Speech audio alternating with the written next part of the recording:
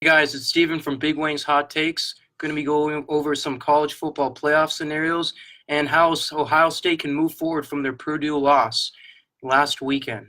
So first of all, just wanted to go over some of the big teams contending right now. Obviously, we got Alabama, Notre Dame, Georgia, Clemson, Oklahoma, some of the big names. And we know that Ohio State's going to have to win out to get into the football playoffs. Now, it's going to be a tough task because I don't believe Ohio State actually controls their destiny here. If you really break it down, Alabama's the favorite to win the title. So as long as they win their conference title, I don't think they get in without winning their conference title, by the way, contrary to popular belief. As long as they do win their conference title, however, I think that Alabama gets in as the 1 seed.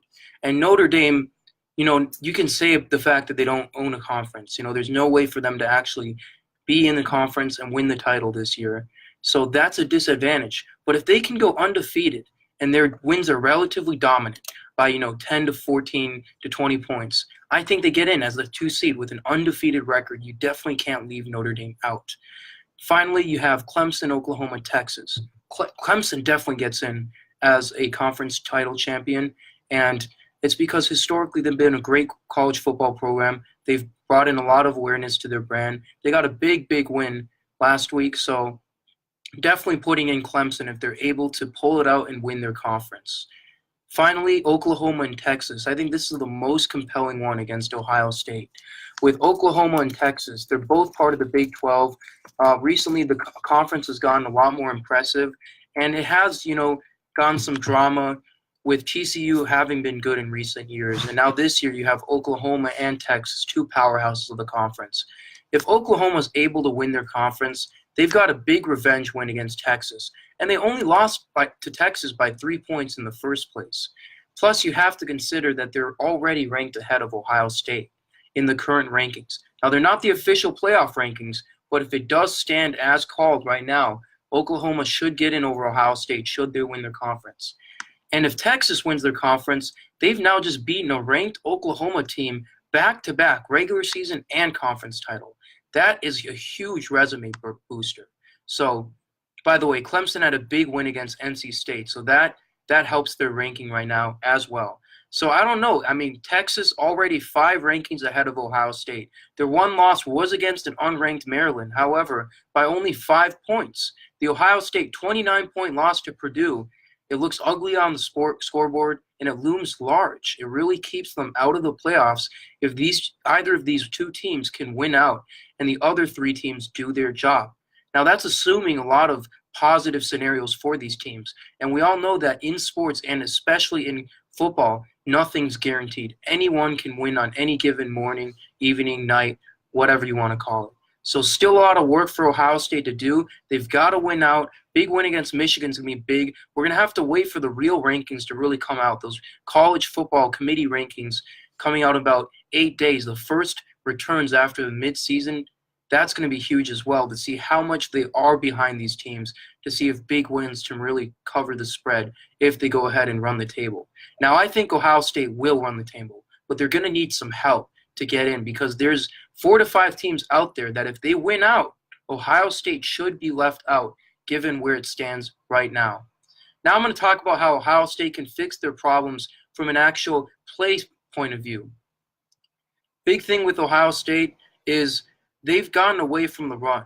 And I think the 2 biggest keys to success in sports is comfort and practice. They have plenty of practice with running the ball. They had plenty of comfort last year, but they haven't been doing it in-game enough. They haven't been practicing the runs against the unranked teams, and it left them exposed to Purdue early on. If they want to overcome Michigan, if they want to overcome Michigan State and possibly Iowa in the future, they've got to start running the ball. They've got to start practicing these plays against the more unranked teams like Purdue, where it would have actually helped them win the game so that they can get that comfort, And in terms of the secondary, I notice way too much that they're trying to help on over the top, double team on these slant routes. And what's going on is the receivers are undercutting the secondary, and they're not allowing the secondary to undercut these routes so that they can pick off these simple pass patterns.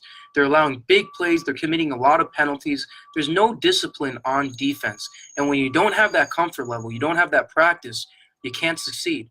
And with Ohio State, they've got a lot of practice, but it's the wrong type of practice.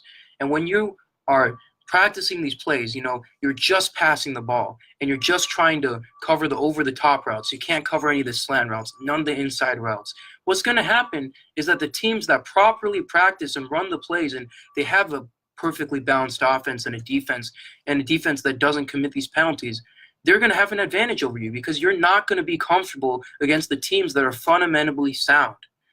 Ohio State's been managed to go really well and done really good so far because they have the talent level. They've been winning on sheer talent alone recently, and they need to get back to having good play calls. They had some quarterback draws last year. Haskins can run the ball a little. Start calling more of that, and they keep setting up these screen passes. Try to call some more slant routes. Try to call some more curls because it's just so easily read.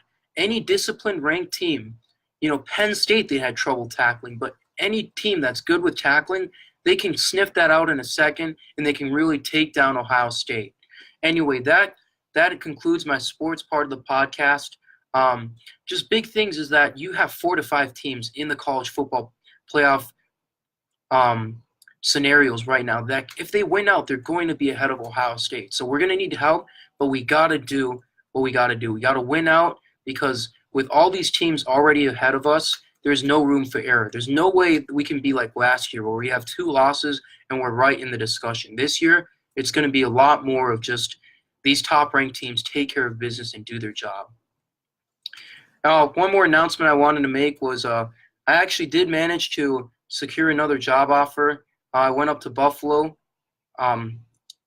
yesterday, and I had a great interview there. Kind of like a Midwestern vibe there, and I really liked the area. So I'll probably be taking that banking job offer, and that's why I'm in a suit right now, How about this guy getting some big opportunities? Yeah, this is my boy Sam, he's my roommate. Love him. He's actually doing communications with a focus on sports industry. You got to check out his podcast. One of the most charismatic guys out there. Great sports insight. He's got a little bit of bias towards his teams, but really realistic. And you know what? He's always crushing Nolan Harmon on his podcast. So, Nolan, if you ever tune into this, man, you got to step your game up because Sam, man, with that charisma and that logic, man, he's really bringing you down there. But, you got to check out that podcast. They're doing a really great job. Love Nolan Harmon's passion and enthusiasm, as always. And you know what? I'm going to link you guys to a podcast down below after I conclude this, and you can check it out. They're called Buzzer Beaters, and they do great segments. They do a lot of sports topics in hockey, baseball, basketball, and football. They cover everything, not just basketball and football like I do. Anyway, guys, thanks for tuning in. That concludes my podcast. Good luck to Ohio State. Bad luck to the rest of the teams because it's Ohio against the world, baby.